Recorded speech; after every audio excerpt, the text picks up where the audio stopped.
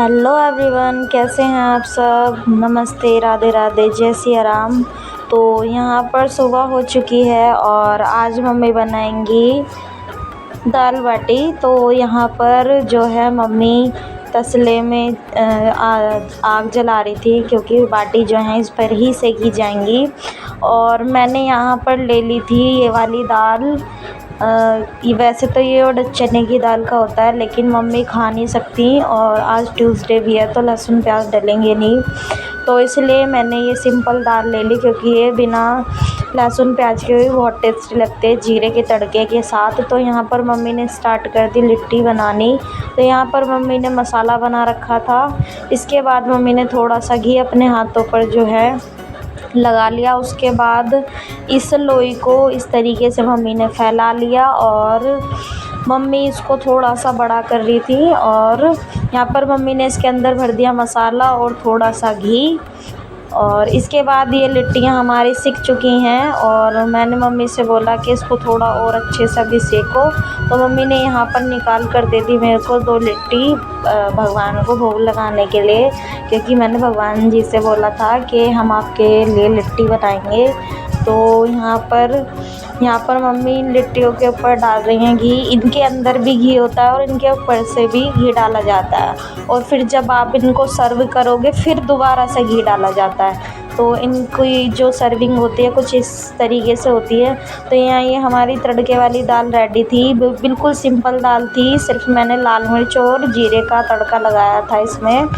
और इसके बाद यहाँ पर मैं निकाल रही थी भोग, और देखिए अंदर से मैं आपको ये लिट्टियाँ दिखाती हूँ फोड़ कर। और मम्मी ने इसमें थोड़ा सा और घी डाल दिया, क्योंकि लिट्टी का मज़ा घी के साथ ही होता है। और भोग में लगा चुकी थी, अब है मेरी खाने की बारी। तो ये मैंने खा लिया।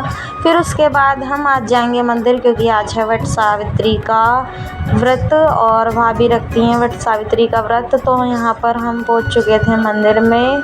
और मंदिर में पहुँचने के बाद जो है एक अलग ही वाइब आती है, सब कुछ बहुत अच्छा सा लगता है। तो यहाँ पर एक इस साइड आप देख रहे होंगे नया मंदिर भी बन चुका है, और ये दोनों भी अपना जो है लगे थे पूजा करने में। यहाँ पर हम अंकल से निकलवा रहे थे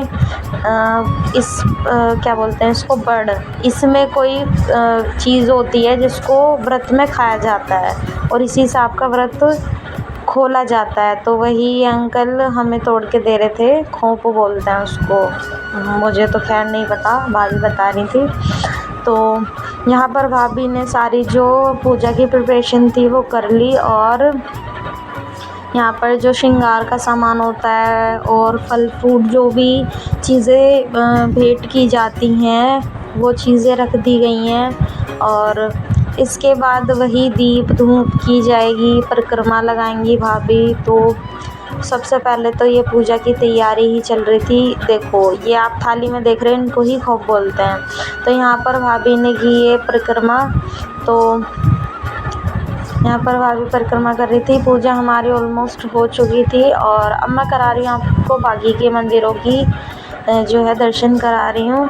और ये आप मंदिर देख रहे होंगे सामने, ये नया मंदिर बना है। और ये जो यहाँ के महंत जी महाराज थे, जो मेन पुजारी थे, उनके जो मतलब स्वर्गवासी हो गए हैं, इसलिए उनकी समाधि के रूप में बनाई गई है यहाँ। और आज शनि जयंती भी है, तो यहाँ पर शनि महाराज के दर्शन आप भी कर लीजिए।